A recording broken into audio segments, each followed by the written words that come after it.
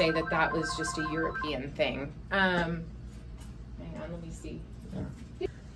There it is, if you want to take a look at it. So, just for a recap, so the phone rang. So yeah. And it was the Olon Corporation calling about ammo to tell you stuff. Let's talk to Winchester about ammo specifically. While we're filming, yeah. Let's tell you what happens when you find ammunition from the factory that you have purchased at a store, and you get it home and you start to inspect every single individual cartridge.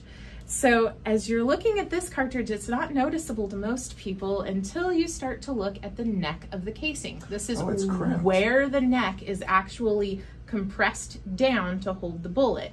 Yeah. And in this area right there, there is a very large triangular shaped divot. It's a machine mark.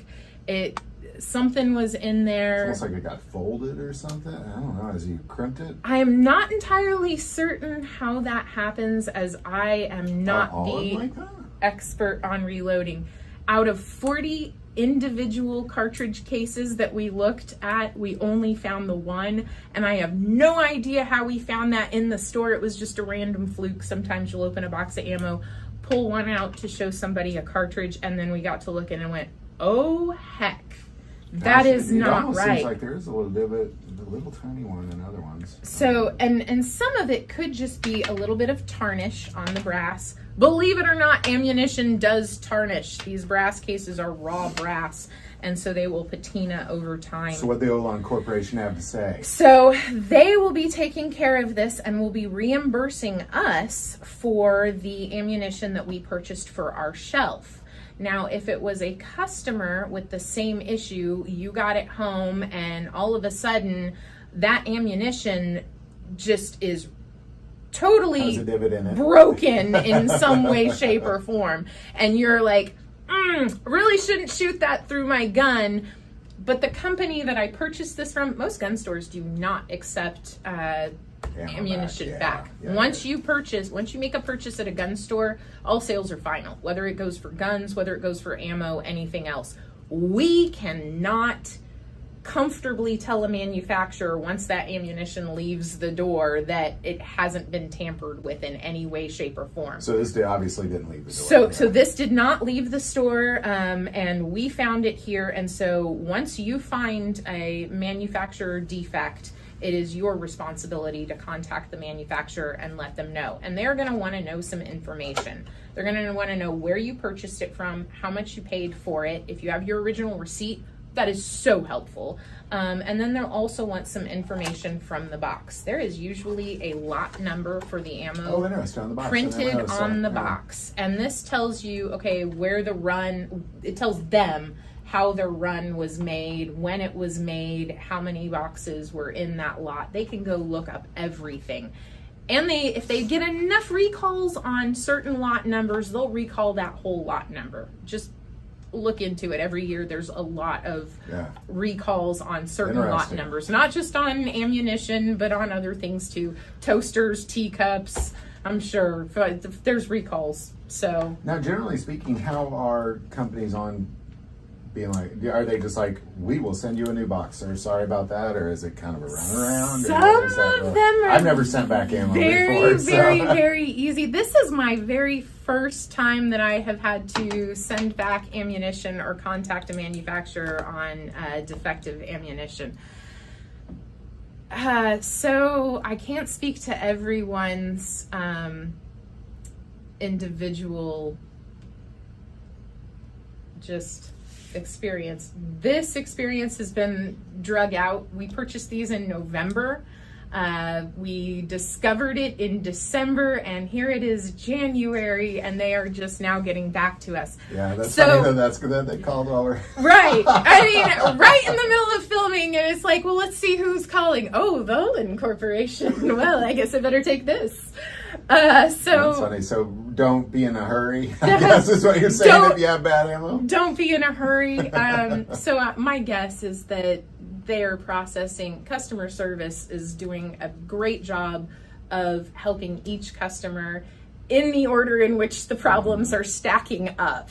So I can only imagine that with holidays and everything that went, everybody is finally just getting back into the swing of things, and hey, oh yeah, let's finish taking care of the things, wrap up. So I was listening to your phone call with him, and something you said that's so true, is if a human does it, there's gonna be errors. You know, like somewhere you just got to figure out where those errors are.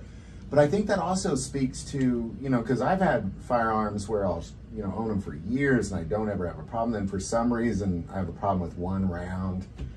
I think that just speaks to really, it's not, you know, there's a lot more to what's going on with that ammo than one might think. Yeah, you have a lot of different variables that you have to account for, and so yeah, you put a human being in the mix. We're here, we are humans, we do make errors, we do know that. Yeah. So you do have to account for a margin of human error, and at some point, yeah, I can see how this was missed, because if you tilt this, I was looking around. I was like, "Well, what's wrong with it?" I handed it to you first, and in the light and everything like that, that almost doesn't look like a divot until you run your nail over it or something over it, and then you can feel, oh yeah, that is not just discoloration or something. There is actually a defect in that.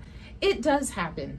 Any manufacturing process is going to kick out something that is not up to their quality control, not up to your quality control standards at some point. And it's just as simple as reaching out to the manufacturer.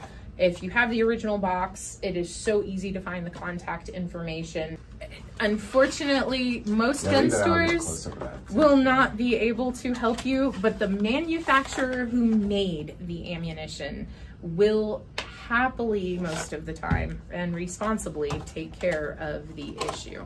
Awesome. So that it happens. It happens. It really does. I wish it didn't. This definitely ruined somebody's day, because it is very difficult to come by some hard to find ammunitions, and this is being one of them. He waited a long time for these and was like, I will pass. That is totally not up to standard. Tough, and that's interesting, because, and especially, you know, you think, well, chances are you put this in your gun, it's going to fire. It's, you know, but if you're, you know, if you're deer hunting, which is what my guess is, he got these for, or hunting is my guess of some sort. You know, that one matters. Maybe, you know, it might be off a little bit. It does. It actually does matter. There are people out there that are like, each one of these is a deer, or each one of these is one, you know, whatever, a hog, a deer, an elk. Yes, go for it. Whatever you want, a bear. And each shot matters, especially with as expensive as ammunition is. It happens. I wish it didn't. But it does. And it is awesome that they've been able to witness here that once you complain, a mere 3 months later, they will call you. You know what? I really wonder that if the holidays and everything did not compound that wait time. I obviously do not know what the chain of command and everything looks like. I can tell you that I got a phone call today, and the second email I sent them, let's see, today's the 25th. Yeah.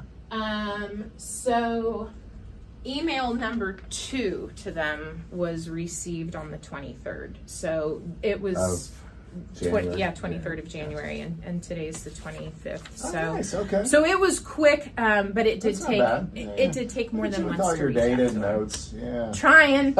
I'm trying.